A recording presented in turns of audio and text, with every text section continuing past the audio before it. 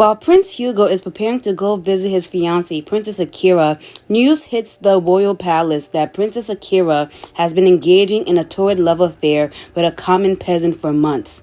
This not only disgraces the imperial family of Komorebi, but also greatly embarrasses the royal family of Willow Creek, whose reputation is already in shambles after a financial scandal that happened 1 year ago. Francois and Queen Rosalie, along with their heir Prince Hugo, immediately get on a plane and rush over to the kingdom of Komorebi to demand answers. The emperor and empress have no other choice but to break off the engagement after hours of fighting. Francois demands financial compensation for the situation, which they receive, and they head back to the kingdom of Willow Creek, angered but receiving a gigantic financial benefit. Hugo, however, is devastated. Even though he noticed for months that Princess Akira wouldn't spare him the time of day, he didn't hold it against her. A forced arranged marriage was something he did not want either, but he had hoped that they could be cordial, only to find out for months she was having an affair behind his back. Hugo is now considered a single eligible bachelor, but he will forever be burdened with the fact that he lost his fiancée to a peasant. Princess Akira has officially been confined to her quarters, forbidden to leave not only her chambers but the imperial palace as well.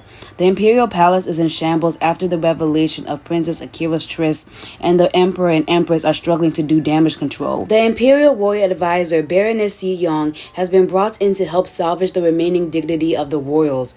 Now that it is public knowledge that the princess is pregnant and terminating the pregnancy is no longer an option, they need to regain control of the situation. Si Young suggests that if the princess were to become pregnant by a nobleman instead of a commoner, it could quickly change the public's perception of the royal family.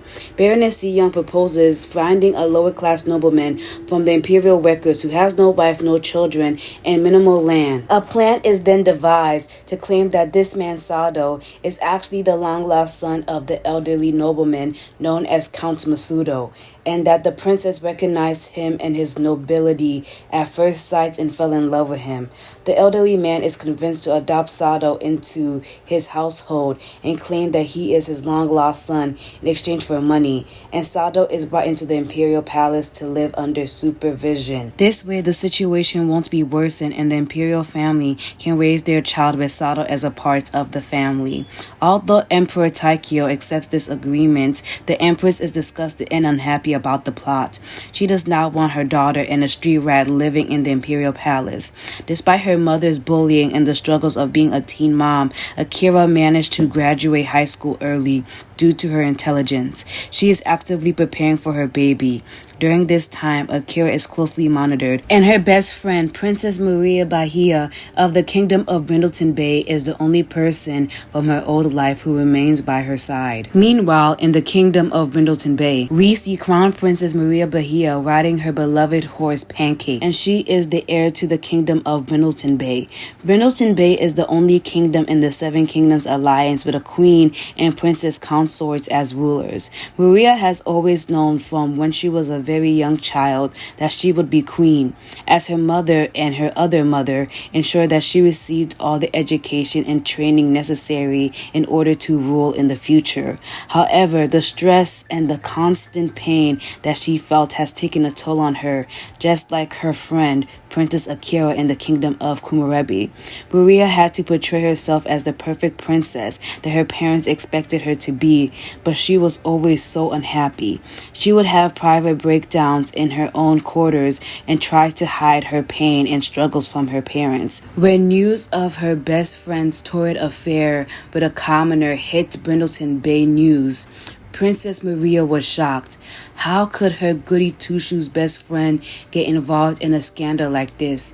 But when the initial shock wore off, Princess Maria knew that her best friend Akira needed her now more than ever. Maria hopped on her private jet and immediately flew to the Kingdom of Komorebi in order to show her best friend some support. However, she was barred from entering the imperial palace due to the intense scandal and media frenzy that was surrounding the palace at the time.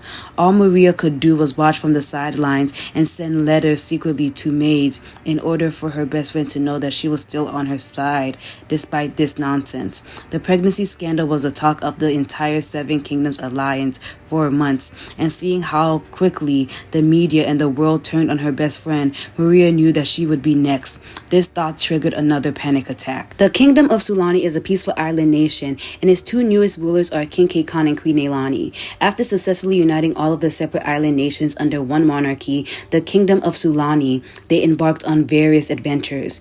During their explorations of their new kingdom, King Kay Khan and Queen Nailani discovered a grove of weird yellow fruits in a complicated cave system. The fruits seemed harmless and were taken to the royal palace for further examination. Upon consulting with the royal advisor, the fruits were deemed harmless, but their peculiar properties remained unknown. However, when Queen Nailani became pregnant, the topic of the yellow fruits were forgotten. It was only upon the birth of their son Prince Lehowa Solani that Queen Nailani remembered the strange food her husband had brought to her a year ago.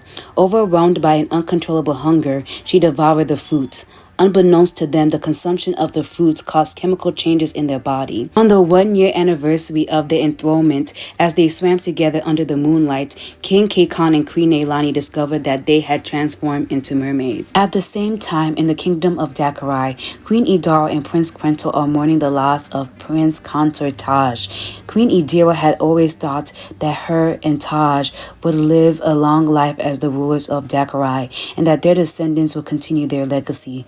However, after a tragic accident, Prince Consort Taj died unexpectedly, leaving Queen Idara as a single mother with their younger son and the unborn baby resting in her room.